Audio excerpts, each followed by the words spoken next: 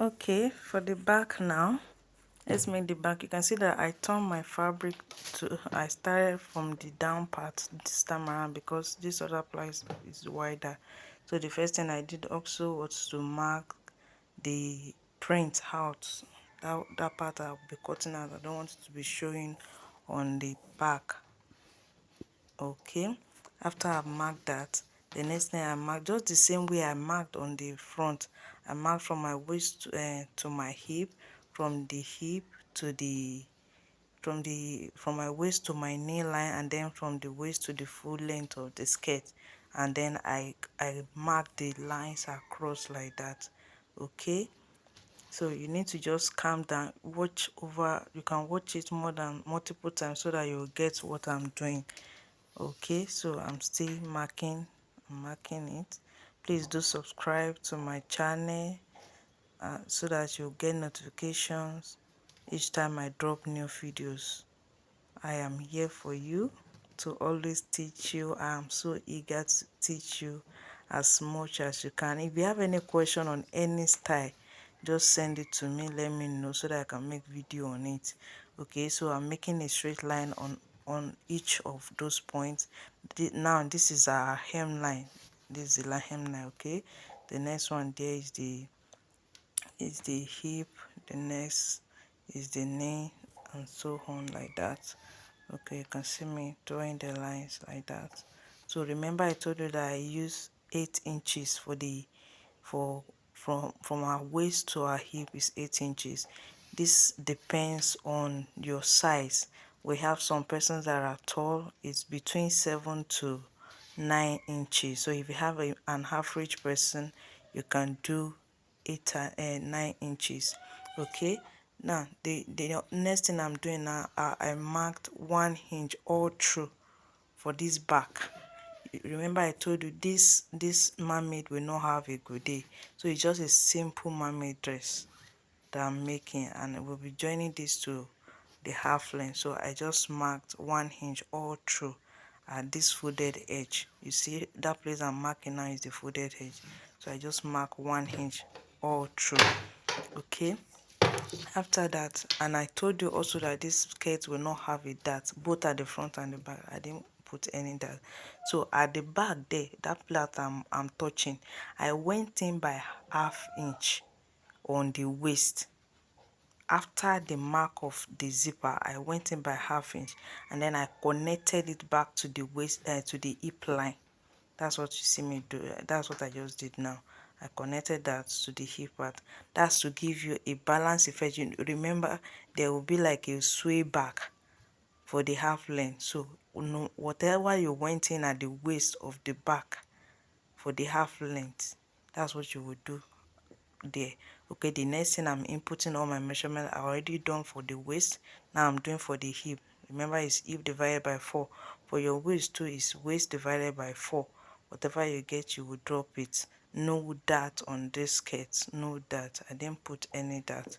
Okay, I've marked for the hip. Now I'm doing for the round knee. Remember, I minus 1 for the front. So that 1 inch that I minus for the front, I divided it by 2. From the zipper side, I went in by half, and then I input the rest of the measurements. Okay, that means that makes it 1 inch that I've removed from the knee line again. But I just divided it half at the zipper side, half at the side. Okay, now I'm connecting all the lines, the waist to the hip to the knee, and then I use the long roller to connect from the knee to the floor. Okay, my client is of the small size, not tall, not big, not fat, and so on like that. Okay, so I'm adding the sewing allowance now. I told you I added 1 inch sewing allowance for the front, so I'm doing the same thing here now, and then I'm connecting that. Okay, connecting that to the knee line, and then from the knee to the floor. Okay, then you remember to do the shaping at the down there at the hem. The shaping is 1.5 inch up. That's what I'm doing.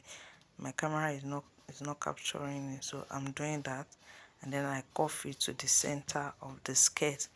Okay, now for the skirt, all through I will just add 1 inch all through. Remember, I marked 1 inch before, but because of those adjustments I made on the waist, I'll put the 1 inch. The hip is already on 1 inch, and then on the neckline too, I'll put 1 inch, and then I'll do the connection. So all the adjustment I did at this zipper side is to give you that coffee effect at the back of your skirt, so that your skirt is not just straight. It gives you the shape. In sewing, you have to contour whatever you do so that everything will balance on you. So that's what I try to do. Okay, I've done that now, and then I'm connecting the remaining one down to what we have at the hem. You see now. Okay, I've done that. Please invite your friends, invite anyone that you know that loves sewing. Invite them to the channel to watch. Let them also learn one or two things. And then now I'm cutting everything. You see that? Make sure you cut on your side seam allowance. Don't allow any, and don't make mistake of cutting in front of you. Cut on the line so that you will have exactly whatever you have measured. So I noticed that my hand will be blocking from the down, so I went from the waist to cut all the way to the hem of the skirt. That's what you see that I'm doing. Okay, cutting, and then the side too. I'll trim off all the tiny little excess that we have at the back, then slash the rest. I'm slashing the rest of it like that down to the hem, and then I'll cut the down too. You see, I'm trimming off all the little excess there. Okay, make sure you trim them off so that you have your accurate measurements there. Okay, so that is that. You can see the shape is given. See the down, you see it down, and you see that's where I curve the 1.5 inch. Okay, you can see that. See it on the other side. See the zipper side too. Now our skirt is ready.